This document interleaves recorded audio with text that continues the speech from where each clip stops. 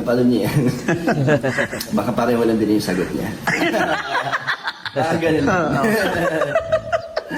Magandang sagot mo ah. Siguro pinag-uusapan niyo na yung lagi yan. Pero napapag-usapan niyo yung Di mangyayari. ba naman bro, sa ayaw namin masyadong pangunahan yung Yung mangyayari. yung mangyayari kasi masyado pang madaming pagdadaan, Yes. mahaba pa. Kaya ano lang kami, ini-enjoy lang namin yung mga yung mga present sa amin. Ganun. Oo, mas Di ba? Ini-enjoy lang namin. Di ba, ano? So, natutuwa ko. Ulitin ko lang guys. Gusto ko sagutin Papa doon. Kasi masyado pang madaming pagdadaan, Yes. mahaba pa. Kaya ano lang kami, ini-enjoy lang namin yung mga yung mga present sa amin. Ganun.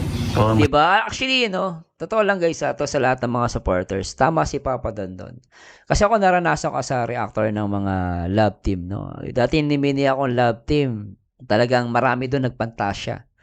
No? Nagpantasya sila na magkakatuluyan, magkakaroon ng malaking bahay, magkakaroon ng maraming anak. So, ang nangyari guys, hindi nagkatuluyan. Yun, nagwala yung iba, na-frustrate. Parang sa Aldab.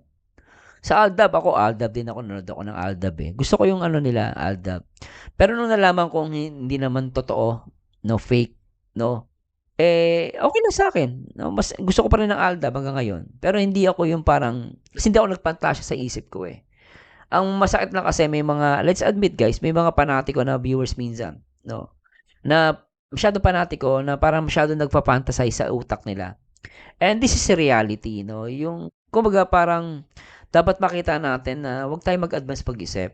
No? Yung nakatuwa ko, sinabi ni Papa Dan na present. No, yung dapat ngayon yung iniisip natin. Yes, future, isipin natin ang future. Pero wag tayo mag-overthink sa future.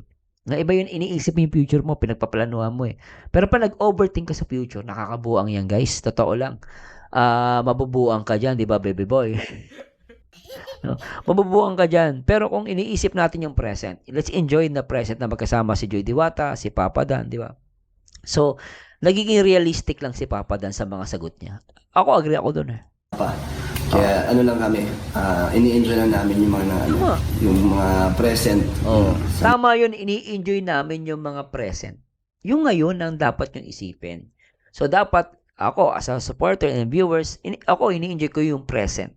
No? At kung yung future naman yon, ipapanalangin ko sila na sa araw-araw na Panginoon, bigyan silang lakas at buhay na magmahalan every day. Every day, every seconds, every minute, every hours. Basta in present days. No? Masaya sila. Yung masasabi ko guys. Agree ba kayo doon? So, hindi ko naman pinipilit ang opinion ko. Tuloy na.